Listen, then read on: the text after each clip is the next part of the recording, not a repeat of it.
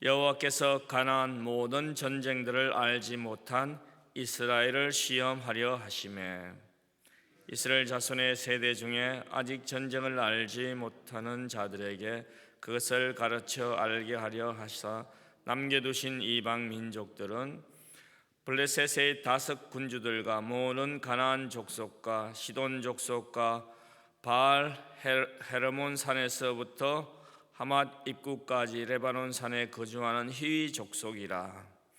남겨두신 이 이방 민족들로 이스라엘을 시험하사 여호와께서 모세를 통하여 그들의 조상에게 이르신 명령들을 순종하는지 알고자 하셨더라. 그러므로 이스라엘 자손은 가나안 족속과 헷 족속과 아모리 족속과 브리스 족속과 히위 족속과 여부스 족속 가운데 거주하며 그들의 딸들을 맞아 아내로 삼으며 자기 딸들을 그들의 아들에게 주고 또 그들의 신들을 섬겼더라. 아멘. 읽은 본문의 말씀을 중심으로 시험하시는 하나님이라는 제목으로 아침에 잠깐 은혜를 나누고자 합니다. 오늘 우리가 읽은 이 본문은 그 타락과 구원의 악순환 시대였던 그 사사 시대가 도래하게 된 그 역사적 신학적 배경을 밝히는 그 사사기의 그 서론에 해당되는 마지막 부분에 있는 그런 내용입니다. 오늘 본문 내용은 이 장에 나타난 그 이스라엘 백성들의 범죄와 타락에 대한 그 부연 설명처럼 그렇게 기록되어 있습니다. 우리가 날마다 솟는 샘물을 읽고 계신 분들은 알겠지만은 그 2장 후반절에 세대가 바뀌는 것을 알 수 있습니다.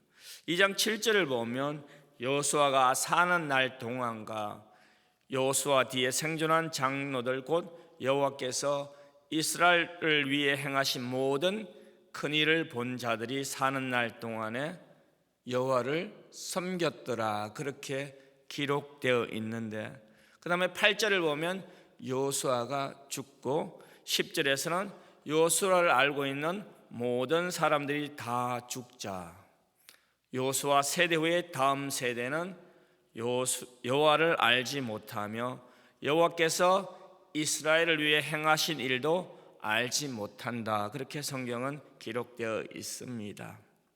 여호와를 알지 못하는 세대를 오늘 본문 1절에서는 가나안 전쟁을 알지 못하는 이스라엘이라 그렇게 표현하였습니다. 불과 한 세대 만에 이런 일이 일어났습니다. 참 충격적인 사건이 아닐 수 없습니다. 여호수아를 아는 부모 세대가 하나님 보시기에 완벽한 믿음을 가지지 못했습니다.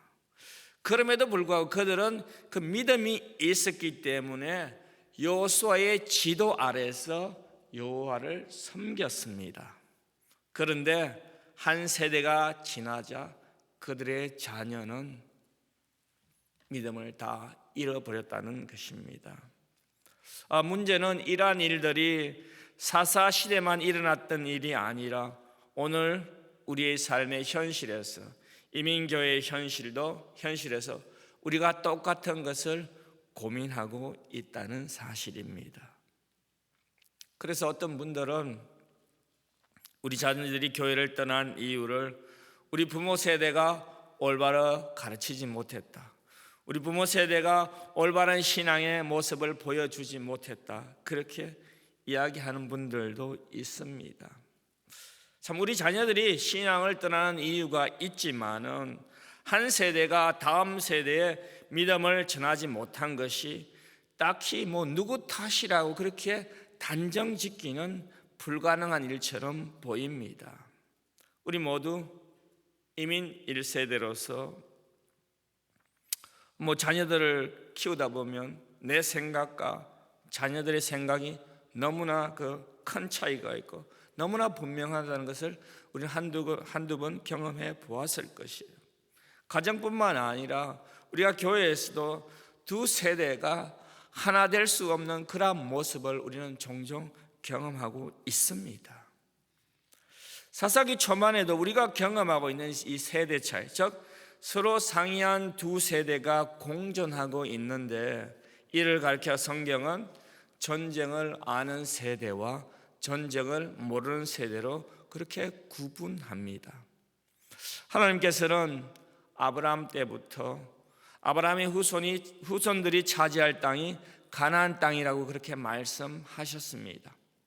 그리고 이스라엘은 가나안 족속들에게서 땅을 빼앗아야 된다고 그렇게 말하였는데, 이스라엘 자손들의 계속된 그 배신과 그들의 죄에 대하여 염증을 느끼신 하나님께서는 더 이상 그 가나안 땅을 차지하고 있는 가나안 족속들을 내쫓지 않겠다고 2장 21절에서 선언했습니다.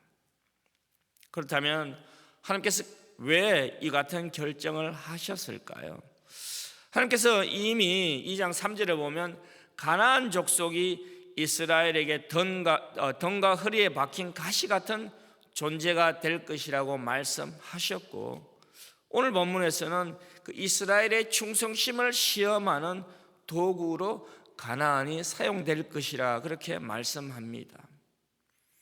하나님께서 이러한 생각을 하셨기에 가나안의 모든 족속을 이스라엘에게, 심지어 여호수아에게조차 다 넘겨주지 않은 것 같습니다. 그 이유를 오늘 1절에서는 이스라엘을 시험하기 위해서라 그렇게 말씀합니다. 하나님께서 자신의 백성들을 시험하신다고 할 때 성경에 지식이 있는 사람들은 그 야고보서 1장 13절을 그 말씀을 생각하실 것이에요. 야고보서 1장 13절을 보면 사람이 시험을 받을 때 내가 하나님께 시험 받는다 하지 말지니 하나님은 악에게 시험도 받지도 아니하시고 친히 아무도 시험하지 아니하신다고 하셨는데, 사사기에서는 왜 하나님께서 이스라엘을 시험한다고 하십니까? 참 상반된, 모순된 그런 말씀을 하신 것 같아요. 우리가 악이란 말을 이해하려면 하나님의 시험을 이해할 수 있습니다. 하나님께서 사람으로 악을 행하도록 시험하지 아니하신다는 말씀입니다. 사람이 시험받을 위치에 있다 할 때 악을 행하도록 그 자극하는 동기가 하나님의 성품 가운데는 없습니다. 악은 하나님의 거룩한 본성과 전혀 상반되는 것이기 때문입니다. 우리가 시험에는 몇 가지 종류가 나오는데, 오늘 본문에 나오는 이 시험이라는 그 원어의 의미는 가시나 올무를 가졌다는 그러한 뜻입니다. 다른 말로 표현하면 길을 막고 있는 장애물을 어떻게 통과하는지 테스트하는 겁니다. 영어가 더 쉬울 거, 이해하기 쉬울 것입니다. 테스트한다는 그러한 시험의 의미를 가지고 있습니다. 오늘 이러한 시험을 위해서 하나님께서 바로 이방 민족을 사용하신다는 것입니다. 그렇다면 하나님께서는 왜 이러한 시험을 이스라엘 자손들에게 주셨을까요? 2장 10절과 19절을 보면 다른 세대 또 후세대 그렇게 표현되는데, 그들이 가나안 전쟁을 알지 못한다 했습니다. 도대체 가나안 전쟁을 알지 못한다는 그 뜻이 무엇입니까? 그 의미는 그 여호수아 당시 장로들과 이스라엘 자손들을 통하여 하나님께서 어떻게 말씀하셨고 어떻게 명령했고 어떻게 이끌어서 가나안을 정복했는지 알지 못한다는 그러한 뜻입니다. 다른 세대가 여호수아를 모른다는 뜻은 자신들의 그 조상 가운데 그저 한 위대한 지도자 여호수아를 모르는 것뿐 아니라 여호수아에서 일어난 일들을 모른다는 것입니다. 다른 세대는 여호수아의 근간이 되는 즉 모세오경 하나님의 말씀을 알지 못한다는 의미입니다. 다시 말씀드리면 후세대는 하나님의 말씀을 모르고 하나님의 능력과 축복을 깨닫지 못하였기 때문에 그들의 삶에는 영적이고 신앙적인 그러한 체험들이 없었습니다. 어쩌면 그들은 지식적으로 여호와를 알고 개인적으로 하나님을 경험하지 못했을 것입니다. 경건의 모양은 가지고 있을지 모르지만 그 경건의 모양을 가지고 종교인의 모습을 살아갔을 것입니다. 그래서 여호와께서 이스라엘에게 살아있는 영적인 체험을 주시려고 2절을 보면 이스라엘의 자손의 세대 중에 아직 전쟁을 알지 못하는 자에게 그것을 가르쳐 알게 하사, 그렇게 합니다. 가르치려고 남겨두신 이방 민족들을 사용하신다는 말씀입니다. 하나님께서는 가나안의 모든 전쟁을 알지 못하는 이스라엘 백성들을 그렇지만 버리지 못했습니다. 그들을 깨우치려기 위해서 가나안 전쟁을 경험하지 못한 세대를 시험하기 위해서 가나안 족속을 남겨두었습니다. 이스라엘 백성들이 약속을 받고 가나안 땅에 들어가서 하나님의 백성으로 멋있게 참 재미있게 살아가야 되는데 왜 하나님께서는 이러한 문제들을 남겨두었을까요? 그 이유가 바로 여기 있습니다. 우리 모두는 이 땅에 이민자로 살아가면서 크고 작은 문제들이 끊임없이 우리 주위에 일어납니다. 여기 지금 이 자리에 계신 분들 중에서는 나는 인생에 아무 근심 걱정이 없다고 자신 있게 말할 수 있는 사람이 있습니까? 젊었을 때는 어떻게 살아갈 것인가, 어떤 비즈니스를 할 것인가 그렇게 고민한데 또 나이 들면 어떻게 합니까? 자녀들이 떠나가고 자식 걱정합니다. 자식 걱정이 끝나갈 때면 어떻게 됩니까? 이제 육신이 다 이렇게 노쇠하였기 때문에 병으로 또 고생하면서 걱정합니다.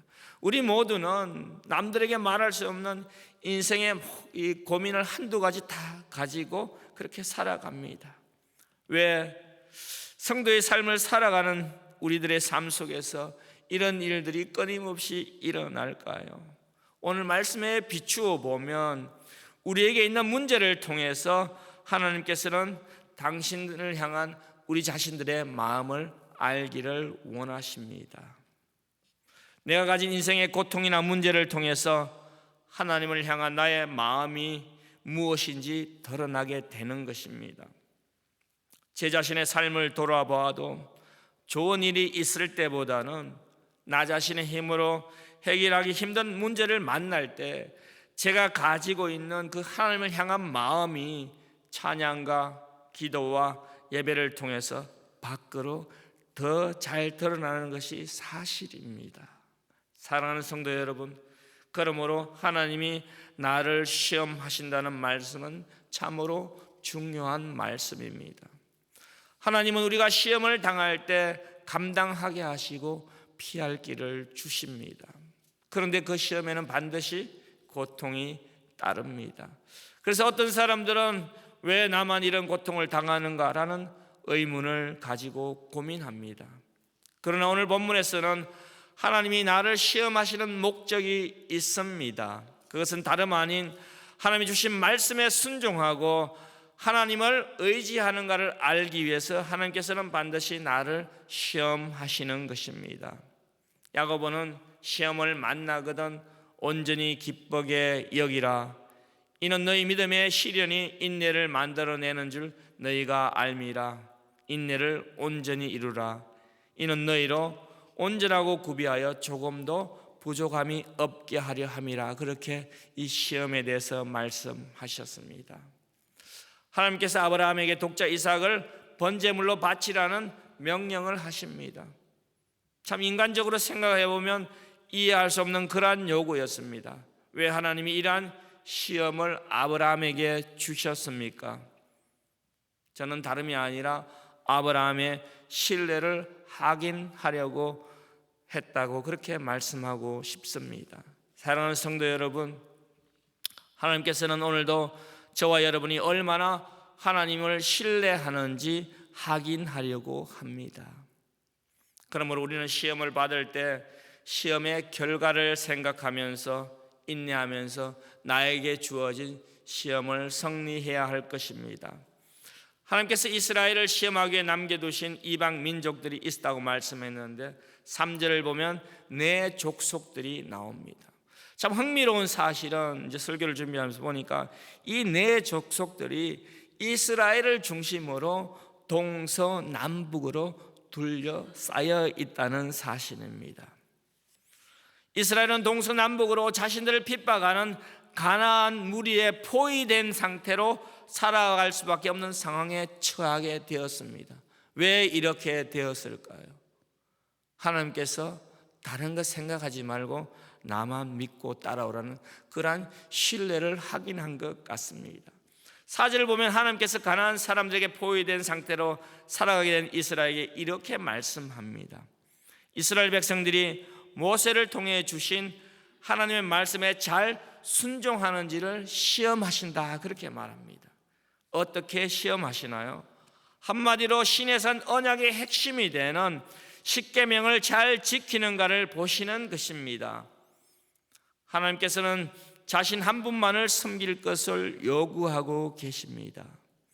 이스라엘 백성들이 바알과 아스다롯, 아세라를 섬기는 이방 민족들에 둘러싸여 있으면서 그들과 구별된 거룩한 삶을 어떻게 살 것인가가 가장 중요하고 가장 근본적인 인생의 시험이라는 것입니다.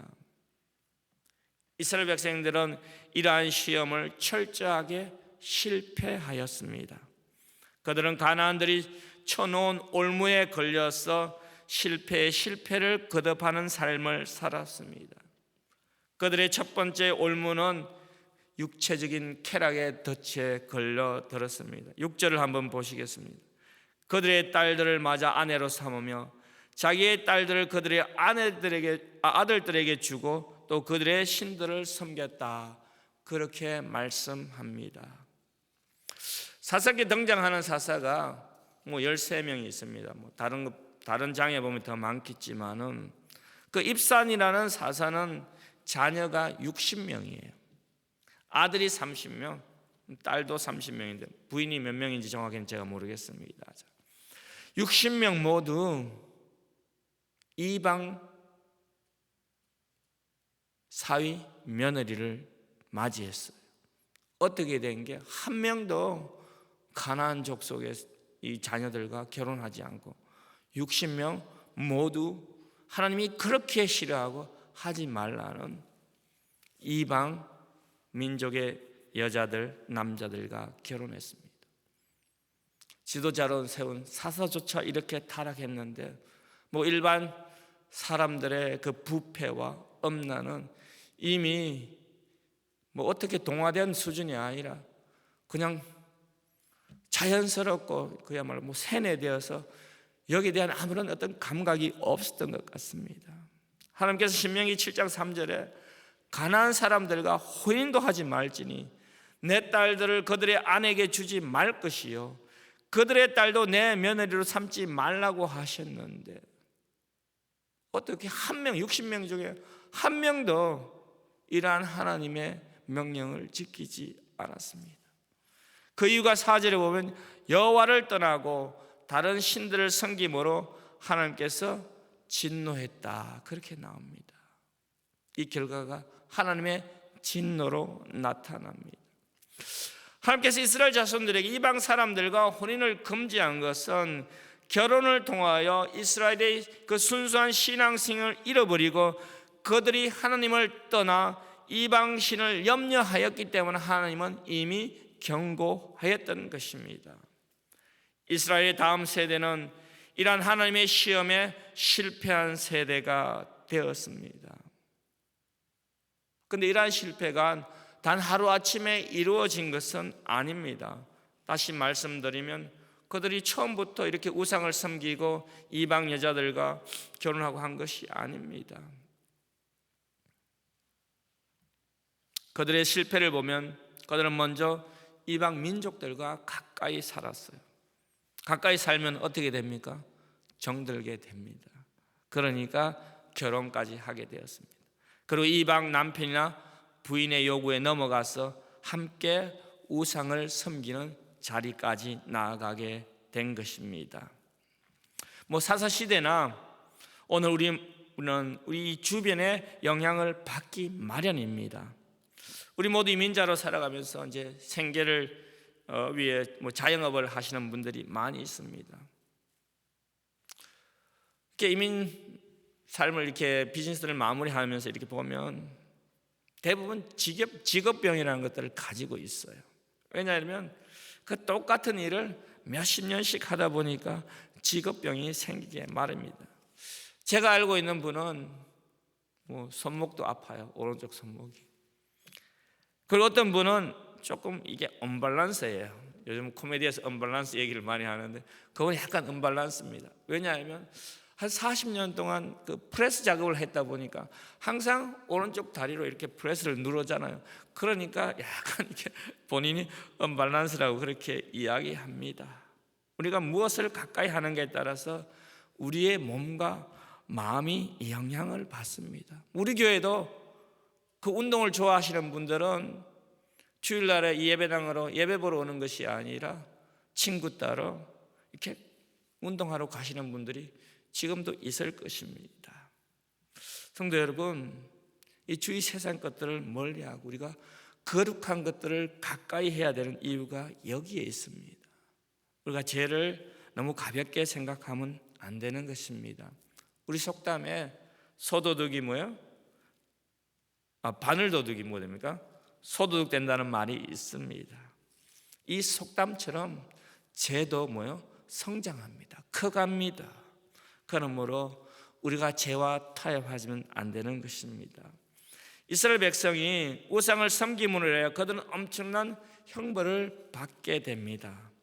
그 사사기의 타락 과정을 보면서 우리는 하나님의 이 경고를 생각해 보아야 합니다.